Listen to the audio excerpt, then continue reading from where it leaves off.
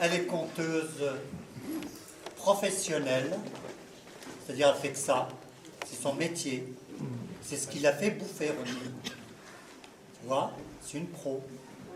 On va voir. Quoi on va voir? Non, mais quoi on va voir?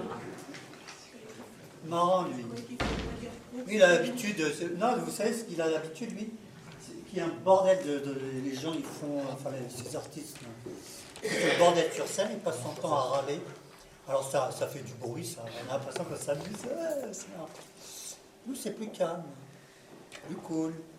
On écoute les textes, on réfléchit, on médite, on apprend. Chronomètre. Mado, la goutte!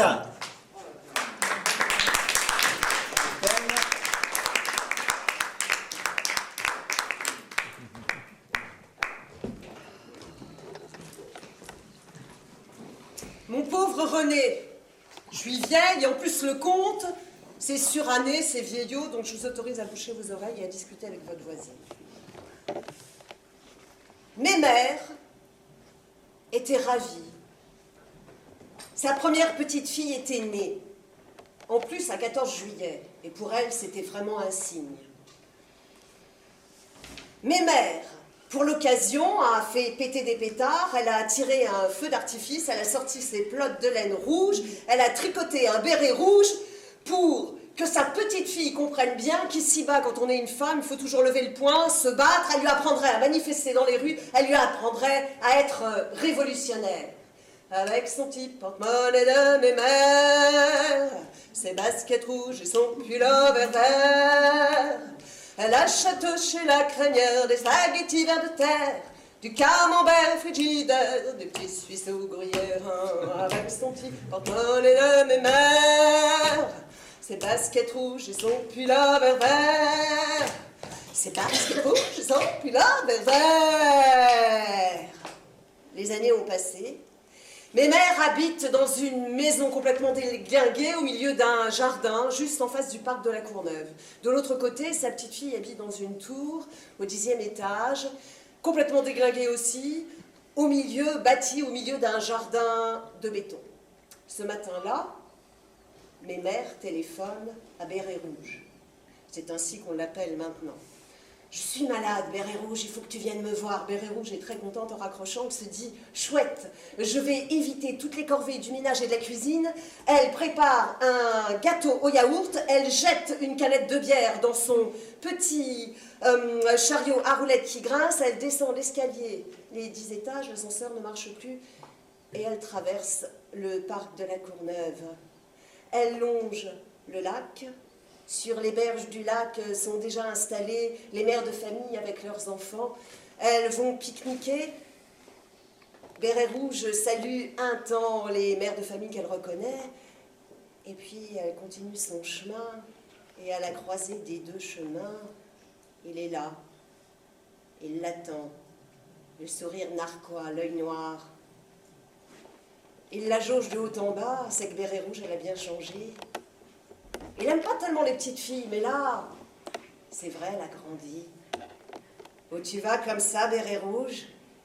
Où tu vas? Je vais chez mes mères, je lui apporte une canette de bière avec un gâteau au yaourt, elle est malade. Elle est toute seule. Oui, elle est toute seule.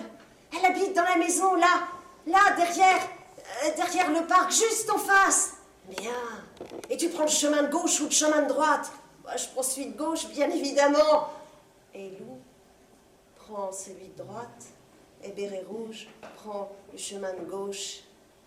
Béret Rouge pense qu'elle a bien eu Lou, parce que sur le chemin de gauche, il y a des tas de mûres. Elle en mange, elle en met dans son chariot à roulettes, elle en mange, elle en met dans son chariot. Pendant ce temps-là, Lou court vers la maison de Mémère. Il frappe même pas à la porte, il fracasse la porte, il saute sur la Mémère, il goûte à la chair. Oh, elle est vieille, c'est de la vraie carne. Il faut se débarrasser du corps, alors il la découpe en morceaux, il la vide de son sang, il met le tout dans le buffet, il se couche dans le lit. Il était grand temps. Béret Rouge arrive. La porte est entrouverte, il fait noir à l'intérieur. Mémère est cachée sous le drap. Béret Rouge distingue légèrement des formes. Mais mère, t'es où? J'y vois rien. Ah, c'est que je suis bien malade. Oh, t'as une drôle de voix, mais c'est ce que je te dis, je suis très malade. Oh, tu dois avoir faim, ma petite. Regarde dans le buffet, il y a de bonnes choses à manger, mais faut faire cuire, faut faire cuire. Tu verras du sang pour faire de la sanguette, et puis de la viande à faire cuire, régale-toi. À Béret Rouge, elle s'occupe d'abord du sang, qu'elle met dans une poêle, elle sale, elle poivre, un peu de vinaigre, elle fait cuire la viande à part, elle s'installe à table, elle commence à manger la sanguette, et le chat approche. Et le chat se met à parler. Fricon, fricasse. C'est le sang de ta mérasse. Fricon, fricasse. C'est le sang de ta mérasse. Eh, mais mère, il y a le chat qui dit de drôles de choses. Jette-lui ta pompe. Le chat, c'est... le chat s'en ira. C'est ce que fait Béret Rouge. Elle jette sa chaussure et le chat se sauve. Béret Rouge s'installe à la table, elle mange la viande. Et le chat s'approche et encore une fois, il se met à parler. Fricon, fricasse, c'est la chair de ta mérasse. Fricon, fricasse, c'est la chair de ta mérasse. Eh, mais mère, il y a le chat qui parle, qui dit drôle de choses. Jette-lui ta chaussure, il arrêtera. Et c'est ce que fait Béret Rouge. Allons, Béret Rouge, lui dit sa mémère. Viens te coucher, déshabille-toi.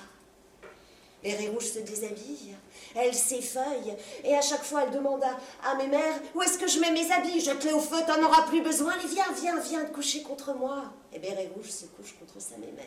« Oh mémère, t'es drôlement poilue. C'est qu'à mon âge, tu vois, on s'épile plus. Eh mémère, t'as de grandes oreilles. Oh, c'est pour mieux entendre. Mémère, oh, t'as une grande bouche, c'est pour mieux chiquer le tabac, ma petite.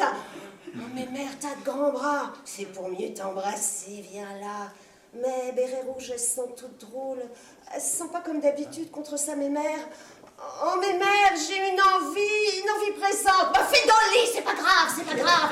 Ah, mémère, mais c'est pas une petite envie. Ah, ce que t'es embêtante. Alors, Lou attache la cheville de la petite fille et elle lui dit, va dans le jardin. Je t'attache la cheville parce que je voudrais pas que tu te perds, c'est tellement luxuriant.